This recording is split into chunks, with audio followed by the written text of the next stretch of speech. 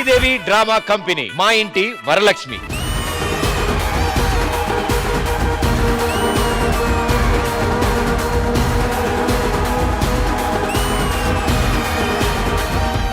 వరలక్ష్మి వ్రతం ఒక 101 లేడీస్ తో వ్రతం చేస్తే ఏ విషయమైనా వచ్చేస్తుందని అంటారు కదా. సో మీకు చెప్తే నాకు అయిపోతుందని అందుకొరకు ఇక్కడ వచ్చాను.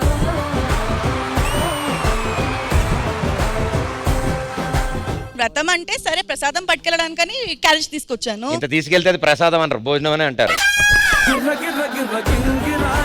ఎన్నో నక్షత్రాలు మెరుస్తాయి గానీ ఆ మెరిసే నక్షత్రాలు కూడా ఈ నక్షత్రం ముందు బలాదూర్.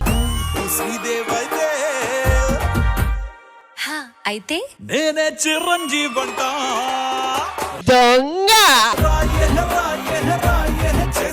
శ్రావణ మాసం అనగానే మీకు గుర్తొచ్చేది ఏంటి? మా బంగారమే.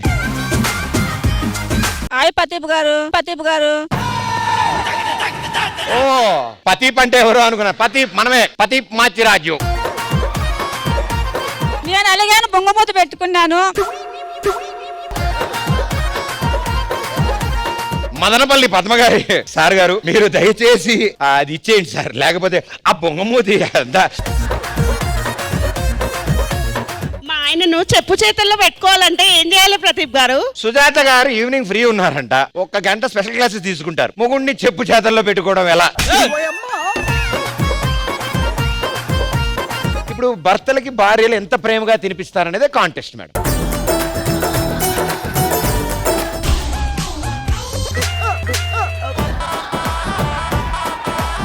మీ అందరికి మొహం కాలుతుందేమో, సార్కి లుంగి మీద పడేకారు.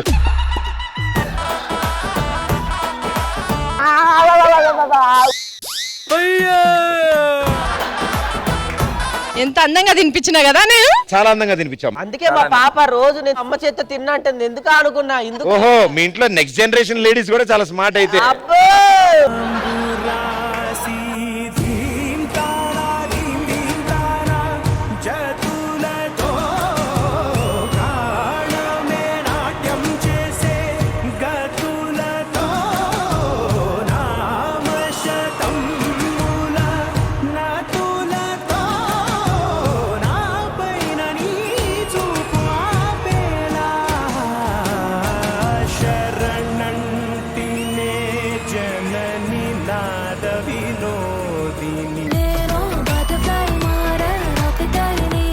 ఎప్పుడు మీ ఫ్యామిలీ ఫొటోస్ చూసినా చాలా టైం పడుతుంది, ఎందుకంటే సింపుల్ గా దిగినా కూడా ఇంతమంది ఉంటారు కదా, మొత్తం అందరినీ నేను ఒక బోర్డు తీసుకొస్తాను, ఆ బోర్డు మీద కొన్ని బొమ్మలు గీస్తాను. నేను ఏం గీసాననేది మీరు గెస్ చేయాలి.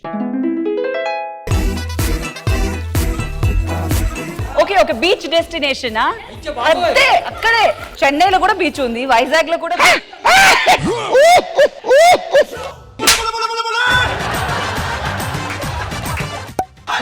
గోవా.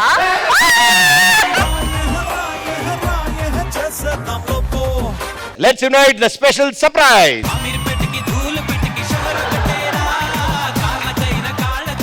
ఈశ్వర్ సాంగ్ ఎవరో వస్తున్నారు ఇప్పుడు. ఇలా లేదు, ఇలా చూద్దాం అనుకున్నాను. నేను ఇక్కడికి ఎందుకు వచ్చానో తెలుసా? నా లక్కీ చామ్ కోసం. సార్ చిరంజీవి గారు ఎందుకు వస్తున్నారు?